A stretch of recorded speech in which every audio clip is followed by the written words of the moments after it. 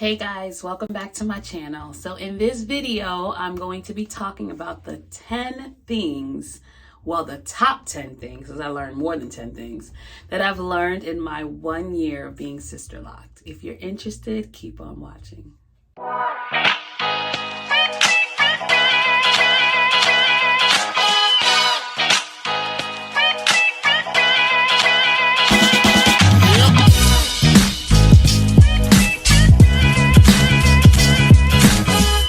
So I've made it to that 1 year mark. I'm officially 1 year locked, and so I'm super excited about that. It's a celebration, okay? It's a celebration. So in this video, I just wanted to talk about the top 10 things that I learned while being sister locked. If you see me looking down, I'm looking at my phone, it's just so I don't forget anything. But number one, do your research, okay? I'm glad I did my research before getting sister locked because it prepared me for the journey that I had ahead. I watched videos, I looked up the history of sister locks. I just kind of made sure that I was aware of what I was getting myself into. I didn't want to do it blindly, and I wanted to make sure that I knew that it was a commitment and an investment. Okay, so I did my research, and it really prepared me for the year that I went through and for the years beyond. So number one, make sure you do your research. You want to find out how much it costs. You want to find out where you can go to get it locked. Like you want to find a good loctician, a sister lock consultant. You want to speak to other people who have sister locks or who've experienced it, because there's some people who had and took it out. I can't believe that they would do something like that, because I would never sit and take out like how many do I have again? Like 400 something. But anyway, yeah, so make sure you do your research and know that it's an investment, and it's one of the best investments I've ever made. And I'm gonna keep saying that. You probably heard it a lot, but I'm gonna keep saying it. All right, number two is to trust the process. I think it's a real important message, because a lot of people get kind of frustrated with, how things are going. They don't expect it to go a certain way. They don't expect their hair to look a certain way. But my hair was a little thinner when I first got my locks, but it's kind of like filling out now. And so I'm like, oh God. Like, what if I'd given up, right? But trust the process. It may not look the way you want it to look the first day it gets installed, or even the first 3-4 months, but eventually it's going to grow out beautifully. It's going to happen. So just trust the process. Everything your hair is going through, it's normal. Just let it take its course and let it lock the way it's supposed to. Don't tamper too much with it. But it will happen. It's time. So trust the processes. Trust, like I'm a living testimony. Trust the process. All right. Number 3, I've learned to be gentle. Okay. So I was locked maybe like 1 or 2 months, and I put braids in my hair. I put some heavy braids in my hair at that, and it jacked up my whole edges. I'm still paying for it now. But I wish I would have known that people do protective styles when they have sister locks, but the one that I did was a little bit too rough on my head. So it's not that I couldn't do it. It's just the type that I decided to do, and I'm going to insert a picture here. It was just too heavy for my edges, and it was just too soon. So I messed up my edges, caused it to thin out, and I lost a couple of locks because of that. Yeah, so be gentle with your hair, sis. Be gentle. If you're going to do a protective style, make sure it's not heavy on your hair. And I would say even to wait a little longer than 2 months, 2 months, until, like, I don't know how long. Maybe I would have waited maybe 6 months, but just be gentle with your hair. No heavy braids, no tight braids, of course. Yeah, just be gentle. You want to save your hair. Don't do what I did, okay? All right, number 4, keep your hair hydrated. okay? You want to make sure that your hair is not dry. Well, in my case, when my hair got dry, that's when I kind of would lose some locks, because it was so dry that if I would like run my fingers through my hair, like I'd just see a lock on the floor. But that's also because some of my locks weren't necessarily, they weren't locked like through. Let me show you what I mean. I can find one. I think I still have one somewhere here. Where it's locked, but then there's like a little gap where it's kind of like thin because that part wasn't fully locked. Or, okay, this is what I mean. So look here, you see that? It's thick up here, but then it gets a little thin here. It gets a little thin here and then thick again. So that thin part would kind of wear and tear and eventually fall off. That has happened to me about like 2 times. But that's really when my hair was really dry and I was just playing in my hair and it fell out. So this is another one. It's a better one. So you see this hair right here? You see how this is thick at the bottom and then it's thick up here, but then this thin piece in the middle? I think eventually that's gonna fall off. So yeah. When your hair is hydrated, it doesn't get tangled, and it can prevent the breakage. So yes, my hair broke maybe two times because I didn't, it was a little too dry. Okay, so make sure you keep it hydrated. Whatever your loctician says you can use in your hair, please listen to what she says.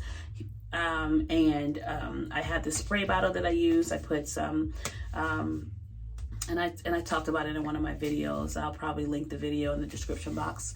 But I have some rose water in here. I have some leave-in conditioner. I have some essential oils for the smell, and I have I think that's it. Yeah, but it does wonders. Like it's like a mist. Beautiful. And I got the bottle from Amazon as well, so I'll link that as well. All right, so number 5, get a turban towel. I don't know if you know what a turban towel is. Maybe I should go get my turban towel to show you. Let me get my turban towel. I'll be right back. All right, so this is a turban towel. Okay, and the reason why I say get one of these is because I went through a lot of unraveling with my hair. I don't know if it was because it was short or just because it kept on getting wet. But my loctician told me that when your edges get wet, they tend to unravel, especially in the beginning stages. So if I had this turban towel in the beginning stages, then I would have saved a lot of my locks in the front from being unraveled. So you put it on like this and you make sure you get all your edges in. I'm not putting it on right now. Okay.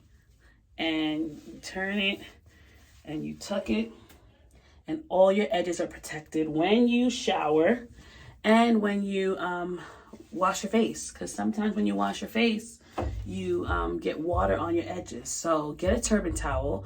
I think it's a really good investment. I'll put the link for that as well. It is not expensive at all, and you get 4 of them and you'll have them for life. Like, you don't need to get any more than 4. So get a turban towel. Okay, number 6, this is like something I didn't really see a lot of this, but anticipate the hiccups along the way. Okay, like even here, if you see this little peach fuzz here, I'm still waiting for this part of my hair to grow in, okay? Because I lost a lock there. I don't know. I just keep losing locks. I don't know. But I lost a lock there.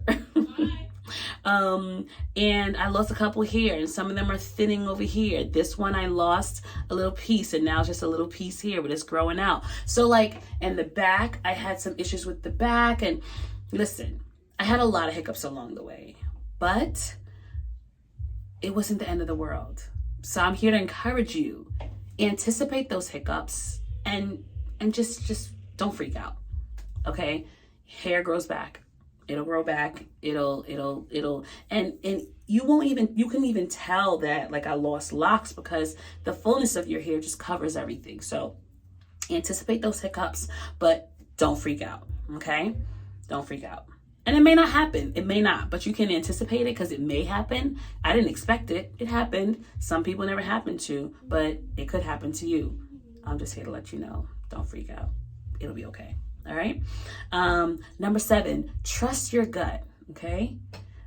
Your money needs to be spent where you're happy. So I started off with one loctician and I loved her. She's amazing. She installed them and I love the way she did it. But then I met somebody else who I felt like kind of went better with my hair. Right. Not to say anything is bad about the original one. She's amazing and I'll still refer people to her. It's just that for my hair, I knew that I needed to move on, right? And so you can trust your gut. You don't have to feel like you have to be committed or loyal to somewhere or something that you feel where you feel you can get a little bit, a little bit better, right? Whatever. Just make sure that wherever you're spending your money is where you're happy. Where you're spending your money is where you're content, okay? And I found a new person and she just goes well with my hair. Some people just, some connections were just made to be, and I felt like this was meant to be. So trust your gut. If you feel like you need to find someone else, or if you feel like you need to ask questions, or if you feel like something is wrong, like don't stay silent. Trust what you're feeling and do something about it. All right.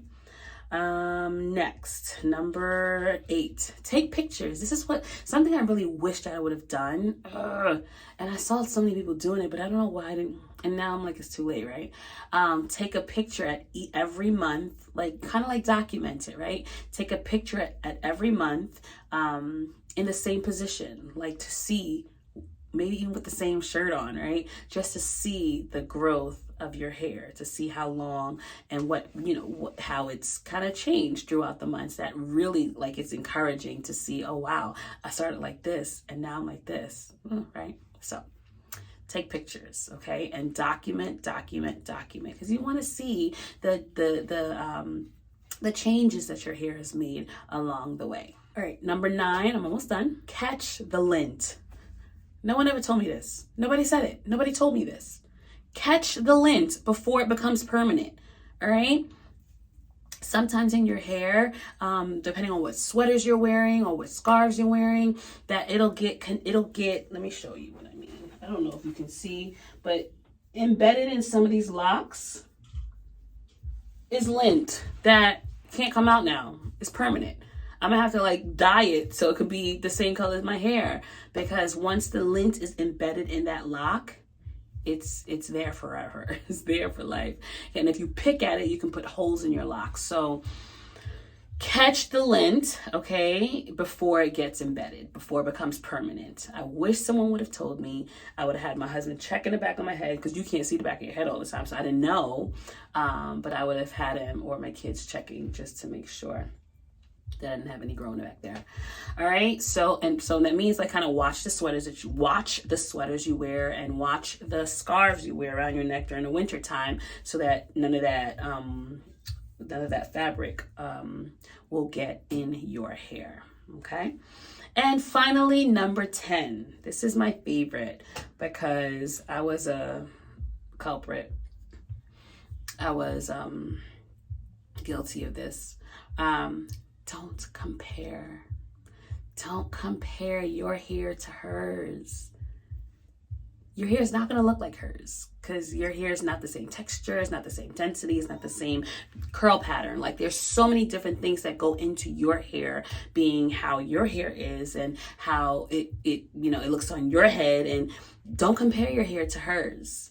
You're only going to feel sad, because you can't do anything about the way your hair is. That's just your hair. You can't do anything about the texture unless you texturize it or get a perm, and then now it's not Sisterlocks, right? So think about it. Your hair is on your head for a reason. It's meant to groom your face. It's meant to be part of your body, right? Hers is meant for hers. And so your hair is not going to look like hers, and that's okay. Not all Sisterlocks were created equal. Ooh, that's a t-shirt. You want to make sure that you don't compare your hair. Love the locks that you have. Love the locks that God gave you. They're beautiful. They shine. They speak on their own. Like you don't even have to say anything. Like you walk in, like people like, guys, come on. You've experienced that. Like your locks speak for themselves. Okay. So love it, embrace it, and girl, do the thing. Like, be you, okay? With your locks, they're beautiful, they're luscious, and they're amazing. So these were the 10 things that I learned in my first year of being Sisterlocked. I hope they can help you. I hope that there's something that you can take from this. If you're about to get locked, girl, do it. Don't wait another minute. After you've done your research and you found your person, book that appointment, get it done, because it's the best. All right, I'm gonna stop saying that because I sound like a broken record, but I mean it's the best thing. All right. Yeah. So if you've learned anything in your year of being Sisterlocked, or if you're just a couple of months in and you still learn something, drop it in the comment section below so that we can all learn together and grow together.